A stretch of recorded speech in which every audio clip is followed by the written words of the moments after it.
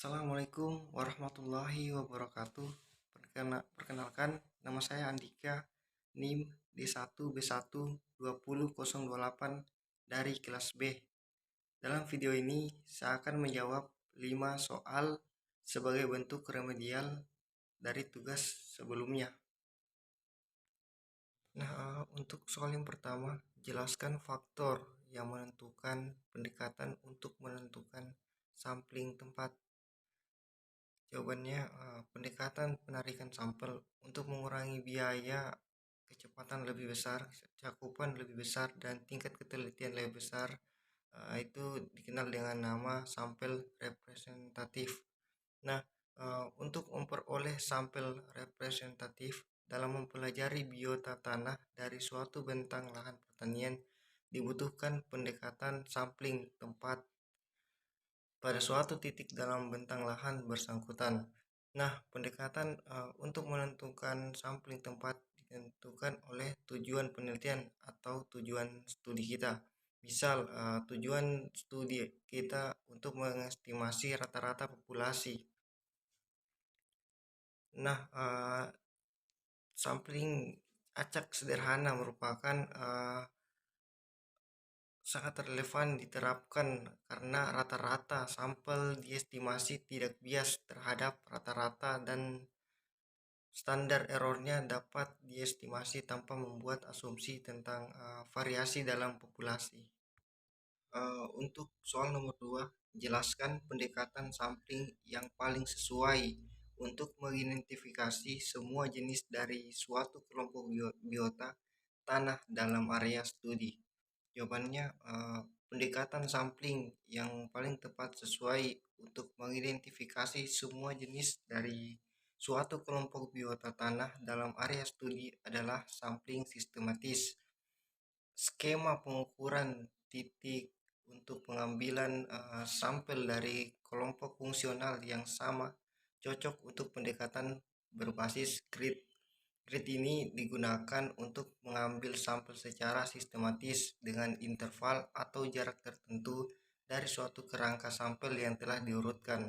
Jadi, pendekatan sampel yang sesuai untuk mengidentifikasi semua jenis dari suatu biota tanah adalah sampling sistematis pada grid. Untuk soal nomor 3, jelaskan metode untuk estimasi kelimpahan total bakteri dan fungi tanah. Jawabannya, salah satu metode yang dapat digunakan yaitu media kultur, di mana media ini memiliki keunggulan dibandingkan media non-kultur. Bakteri dan fungi secara efektif berpartisipasi dalam dekomposisi bahan organik, membebaskan hara dan memacu pertumbuhan tanaman. Media kultur diperlukan sebagai perkembangbiakan sel atau jaringan tanaman yang diisolasi.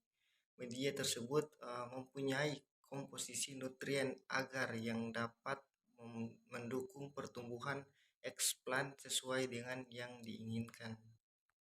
Soal nomor 4, jelaskan prinsip dari metode ekstrak Berles, Tulgren, dan Berman Funnel.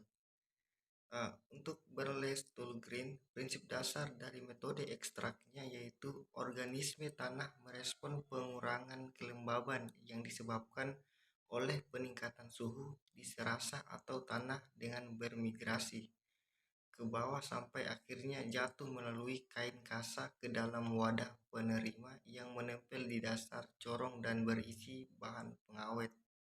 Untuk Berman Funnel, corong Berman berfungsi berdasarkan prinsip mobilitas. Substrat ditempatkan dalam corong yang dilapisi dengan kain atau kertas iter dan ditutup rapat di bagian bawah. Corong kemudian diisi dengan air, merendam sampel sementara filter memisahkannya dari outlet tertutup. Nematoda aktif dalam sampel melepaskan diri ke dalam air dan berenang melalui filter. Akhirnya pengendap di dasar corong saluran keluar dan dibuka, setetes nematoda dikeluarkan ke piring penampungan. Jelaskan metode estimasi kelimpahan protozoa. Jawabannya, metode untuk mengukur kelimpahan protozoa telah diklasifikasikan sebagai langsung atau tanpa kultur dan tidak langsung atau kultur. Pencacahan sel aktif tanpa kultur adalah satu-satunya pendekatan yang memberikan perkiraan kelimpahan in situ dari protozoa aktif atau non-kista. Keunggulannya yaitu langkah-langkah persiapan yang minimal, tidak bergantung banyak asumsi yang belum teruji dan tidak memakan waktu. Namun resolusi taksonomi yang rendah dan masalahnya sampel harus diperiksa dalam 1 atau 2 hari setelah pengumpulan. Itulah jawaban dari saya. Semoga dapat bermanfaat bagi kita semua, terutama bagi saya sendiri. Apabila ada salah-salah kata, mohon dimaafkan. Saya akhiri dengan ucapan Assalamualaikum warahmatullahi wabarakatuh.